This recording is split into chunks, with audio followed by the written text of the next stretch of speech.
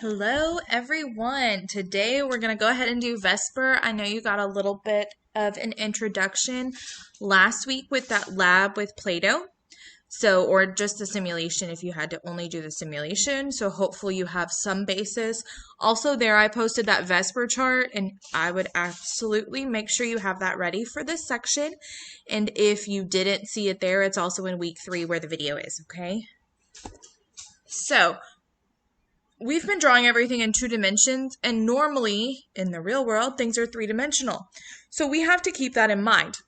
I am never going to ask you to draw them 3-dimensional, but you do need to be okay if you see them in a 3-dimensional space. Okay?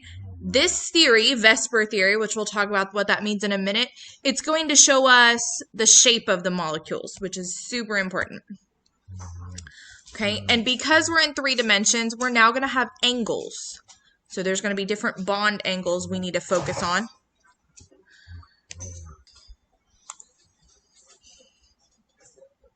Okay, so Lewis theory is going to go ahead and predict those electron regions, which are on the chart. So we'll talk about that. It's also going to be able to show us the extend. So we're going to extend our learning to predict the shapes of the molecules. Okay, so Vesper, which is what this entire, that's really the reason we draw, is because of Vesper, and that's the valence shell electron pair repulsion theory. So what the electrons are trying to do is to be the most stable and as far apart as possible. And that's what the Play-Doh lab was trying to get you to do. Okay, so, and generally they're in 3 dimensions. A couple of them are only in 2D. But when they're in that most stable configuration, their angles should be either all the same or only 2 different angle choices to be as far apart as possible. So, for electron groups, remember, each lone pair is 1 electron group, and each bond, not each single bond, all bonds count the same for electron groups, single, double, and triple. So here I've got 1 electron group, 2 electron group, 3 electron group total. So for this nitrogen, I have 3 electron groups. I also want y'all to make note, probably on that chart. If it were me, I would print that chart out that I posted so you can use it on your test. But the central atom is all we care about for Vesper. Okay, yes, you still have to draw your Lewis dots correctly, because if you don't, then it's going to mess with your double and triple bonds. And you may not have the right numbers of bonds. But we only pay attention to the central atom for those electron groups. All right, so there's 5 basic arrangements. There's 2, 3, 4, 5, and 6. And then there are variations of each of those. Okay, they are all on the chart. So the first one is having 2 electron groups. That's linear. It makes a line. That one's pretty easy. The angle of the line's 180, so just use that. The next one with 3 total electron groups is trigonal planar. All right, so this is still on a plane, which is why it's called planar. And there are 3 of them, which is why it's called trigonal. And the bond angle for them is 120. Next electron group is tetrahedral. Tetra is 4, remember that from naming. And hedral means faces. So this molecule has 4 faces, so it kind of makes a triangular pyramid, and then it's got that bottom face as well. Also, this one kind of looks like a tripod. Now, this is our first one that's in 3 dimensions, so this bond angle, you can't just take 360 and divide it, because now we're looking at 3-dimensional space. It's 109.5. So in which electron geometry do we consider only the electron groups on the central atom? Oh, in determining. Why do we only consider the electron groups on the central atom? Why don't we consider those on the terminal atoms? And that's because the geometry of the whole molecule is based on the center, not on the outside. So we only pay attention to the center because that's our basis for the whole thing. So here we have an example. First thing you should always do, count electron groups. I count 1, 2. This is 2, 3, and 4. So if I only have 2 groups, I'm in the linear section. Okay, now let's go a little bit higher. We've got trigonal bipyramidal. Bi meaning two. So we've got two triagonal pyramids that are attached to this centerpiece. Okay, this one does have two bond angles, a 90 and a 120. I want to be very clear. So we're going to pretend that if this were a spherical shape, which it's in spherical space, three-dimensional, it's got an axis just like Earth. So the ones going through the molecule up and down, that's the axial electrons or atoms. The ones going around the Earth or like the equator or around the molecule, so those are equatorial atoms. Okay, the equatorial atoms have this 120-degree bond angle, and the axial have a 90-degree bond angle. So really, that trigonal bipyramidal is like I put a linear together with a trigonal planar in different planes. The last electron group is octahedral. Now, I understand this one only has 6 bonded groups. However, remember, hedral means faces, so this has 8 faces. Okay, the bond angle for every single one of these is 90 degrees because in the XYZ plane, they're all perpendicular to one another. Now, I will never expect you to draw this three-dimensional one. This is what I will be looking for in drawings. Okay, so let's determine the molecular geometry of nitrate. First, you have to draw nitrate, which we have drawn before. So, basic 5 plus 6 times 3. Don't forget to count your valence, plus 1 because of that charge. And so this is 18, 24. I just used 6. Okay. I'm going to double bond this one because if I put 18 around the whole thing, then I've used them all, and nitrogen only has 6. Okay. Remember, on mastering chemistry for these, it's going to want you to put the formal charge on the atom itself. So this one is negative. This one is also negative. This one is 0. And nitrogen is plus 1. So yes, total we do add up to -1. Also remember, it can be drawn like this with the charge on the outside. That's perfectly fine. Okay, just know on mastering chemistry, if a charge is shown, it's going to want you to put the formal charge on the atom itself.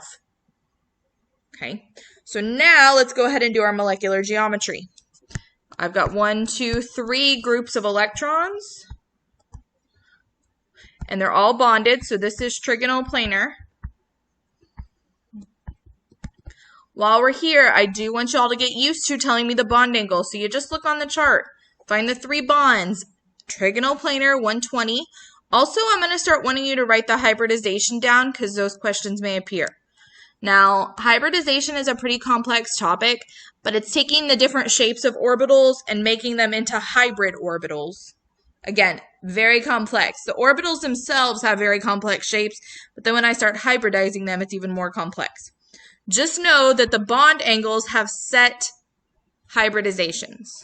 Okay, and they're on the chart. Please, please, please use your chart. You have it. Use it. Okay, now let's do CCl4. So again, we have to draw it.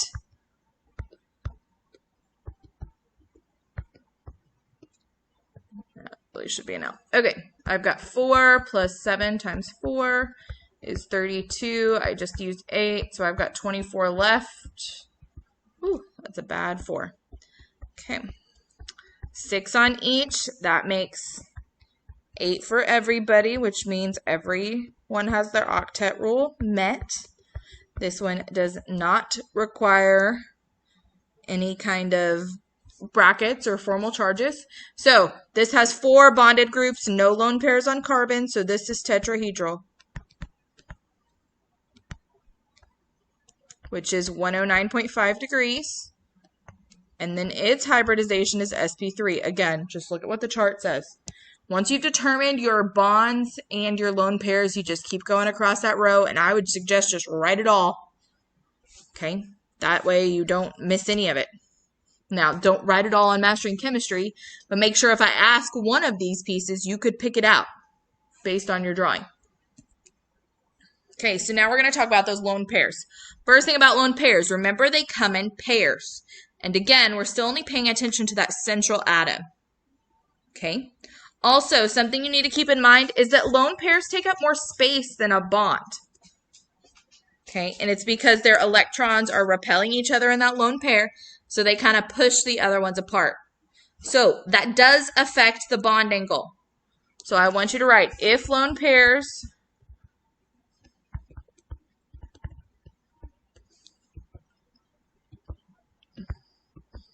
bond angle is less than. So like on that last one we saw 109.5. If it had one set of lone pairs, it would be less than that 109.5. It's about less than 2.5 degrees. Now you don't have to know that. In fact, on most of the questions, they're just going to have the normal bond angle. They won't even say less than. But in reality, lone pairs take up more space.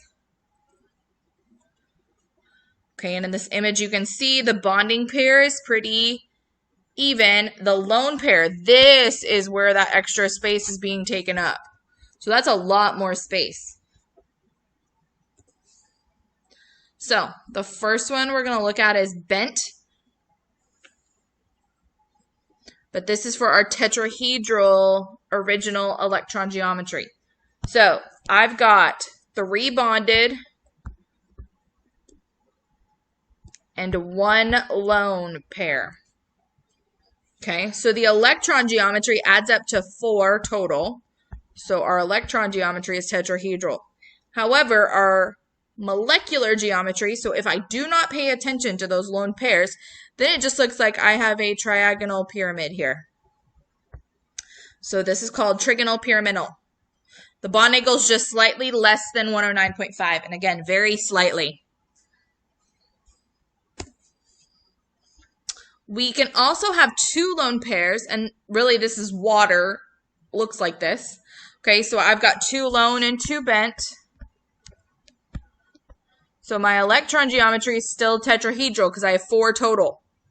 However, my molecular geometry is now bent because of these lone pairs. And I wrote 2 lone and 2 bent, but I meant bonded. There we go. Okay, so here, no lone pairs were at 109.5 degrees. 1 lone pair were at 107. 2 lone pairs were at 104.5. So remember, it changes by about 2.5 degrees. Again, you can just write less than. That's perfectly fine. So this one would be less than 109.5. And this one would be less than 109.5. Hybridization for all of these is sp3 for every single one of them.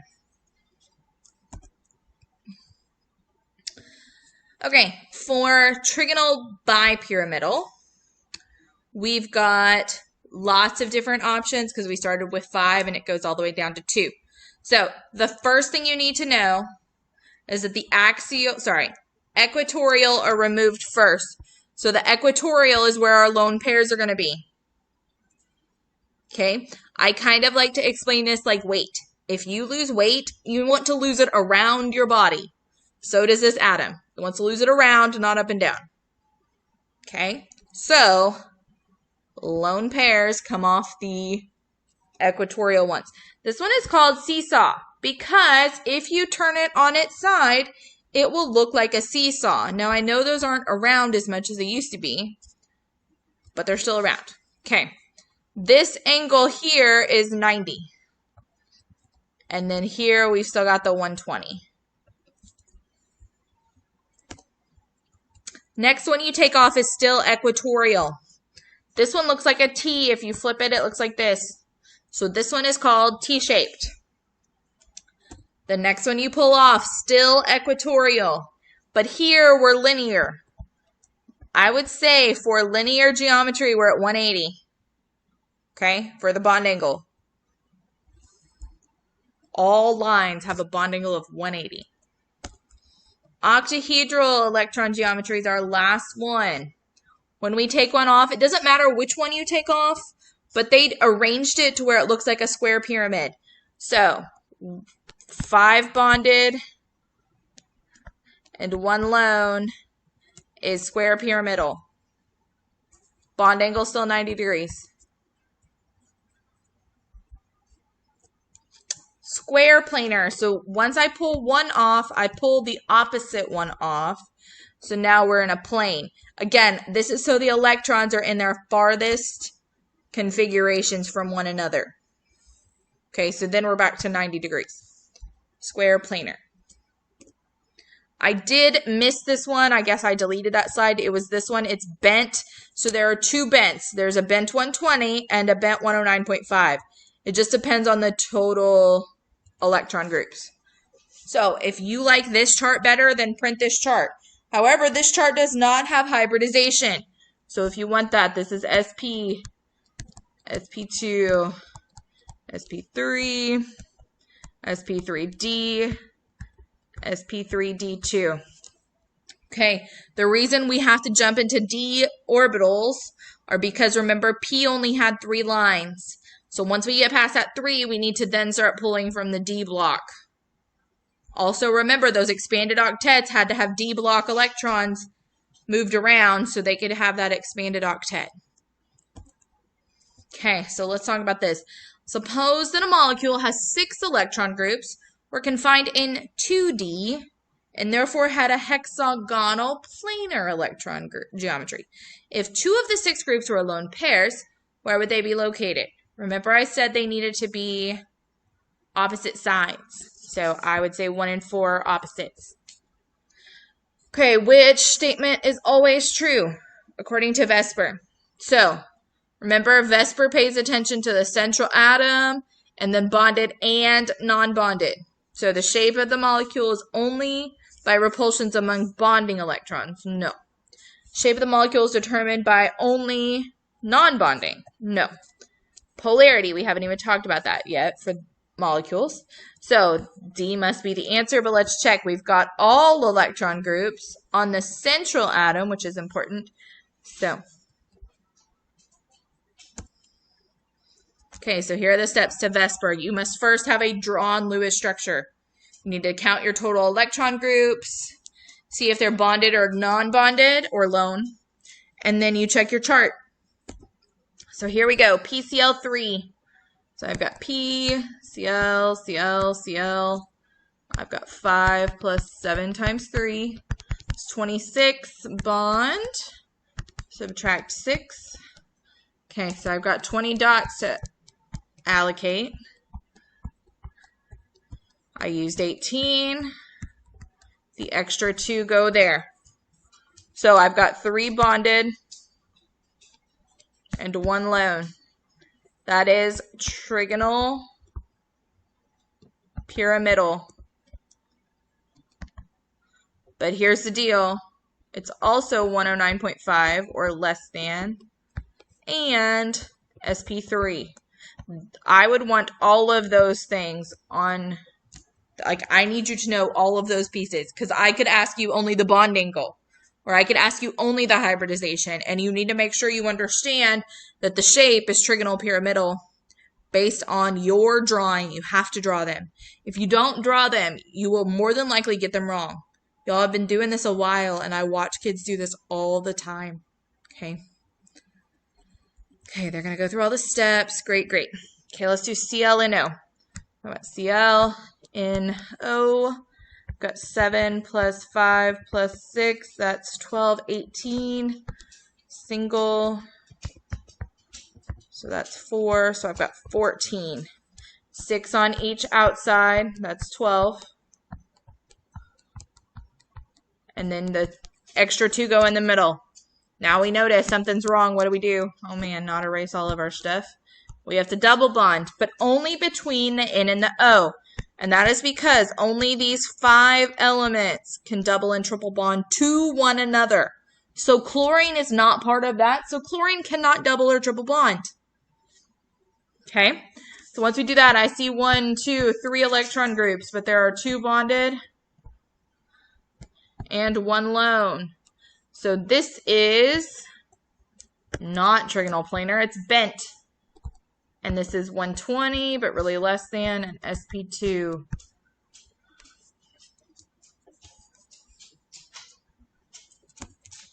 Okay, let's do another one.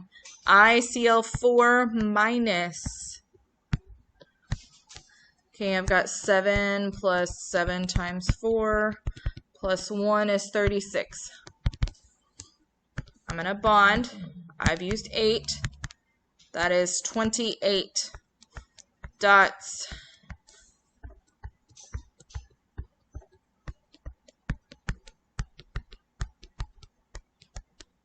Sorry, that was kind of close. Okay, that was 24, y'all. So I've got 4 left.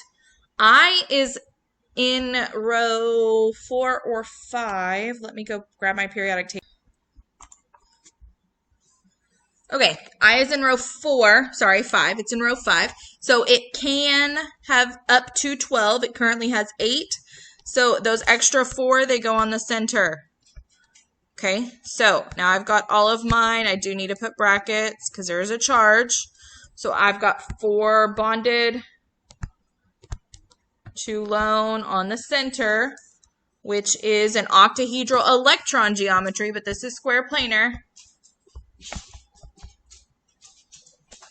which is sp3d2 and 90 degrees. I do want to give you a little hint on the hybridization if you don't want to have to print it. Look, I've got 1 S, 3 P's, and 2 D's. That is equal to this total amount, 6. So they're always going to do that. They will always be equal to the exponent to the number of total electron groups. Okay, one more. I3 minus. So that's 7 times 3, 21 plus 1 is 22. Okay, so I'm going to do I, minus 4 is 18. 6 can go on the outside each. That's 12. And I've got 6 more. They have to go on the center. They must go in pairs. I need to give that brackets and a charge. So my center has 2 bonded and 3 lone. Okay, so this one is linear, which is 180, but it's sp3d because it's got 5 total groups. So you need to make sure you're careful with that, paying attention to, because there are 2 linears and there are 2 bents. You have to know which ones we're talking about. Okay, this page is just showing you how they'll be represented on paper or how they may be represented in the book. In the book, they really like to do like shadows and to show you, hey, some are going back and forth. A straight line, though, just means in the plane of the paper. This dashed one means it's going into the paper, so like towards the paper. And then the solid triangle means it's coming out of the paper if you were drawing them. Now, I'm never going to ask you to draw them in this little 3-dimensional way. Okay, so here we're showing linear, or the 2-dimensional, but also, well, really not 2-dimensional. We're showing you with the little dashed and solid triangles, and we're showing you the way the book draws them. So the way the book draws them is probably the way you're going to see them in Mastering Chemistry. Also, you can have bigger molecules, and you're going to start seeing that. Okay, you do need to make sure you're paying attention to the fact that, hey, I've got several central atoms. So I've got a central atom here and here and here and here. And you've got to be able to pull those pieces out. Okay, so each of them has their own geometry around them, their own bond angles, their own hybridizations. So you need to be able to cross out the rest of them. So what I would say, if you're looking at only nitrogen here, we're not even paying attention to anything over here. Nitrogen has 1, 2, 3 bonds, 1 lone pair. So it's trigonal pyramidal and everything that goes with it. Less than 109.5, sp3. Then you look at this carbon. I see 1, 2, 3, 4 bonds. That's tetrahedral, 109.5, sp3. This carbon, I see 1, 2, 3 bonds. Trigonal planar, 120, sp2. And then this oxygen, 2 bonds, 2 lone pairs. Bent, 109.5, really less than 109.5, and sp3. Okay, so you need to make sure you're comfortable with doing this on a bigger molecule, because in reality, most things are bigger molecules, not those little tiny ones we've been drawing. Now, I'm not going to ask you to draw one this big on a test, but I may give you one this big and you have to identify all the pieces. Okay, if you need practice, please, please, please reach out to me. I will be happy to help you. All right, so predict our geometry around each interior atom. So I've got CH3 and then OH. Okay, I've got 4, 5, 6, 7, 8 plus oxygen is 14. I've got 1, 2, 3, 4, 5 bonds, so that's 10. I've got 4 electrons left. They must go on oxygen because that's my only space left to put them at this point. So carbon is tetrahedral. It's got 4 bonds. 109.5 degrees, sp3. The only other central atom is oxygen. That one's bent. 109.5 degrees, less than. And this is still sp3 because it's based off the total. Let's do another one. Predict the geometry around each interior atom. So this is how, really, this is more of a skeletal structure than you'll see in OChem. But really, this thing looks like this. And it's got dots. Okay, so I've got 3 internal atoms right now, or interior. So this one is tetrahedral and everything that comes along with it. This one is trigonal planar. So 120, sp2. This one is bent, 109.5. And I do need you to specify which bent it is, because if you don't, I don't know if you're talking about 120 or 109.5. Okay, this is sp3, sp2, sp3. All right, that's it for today's lesson. The next video will include 5 and 6. Okay, y'all have a great day, and please let me know if you need more help.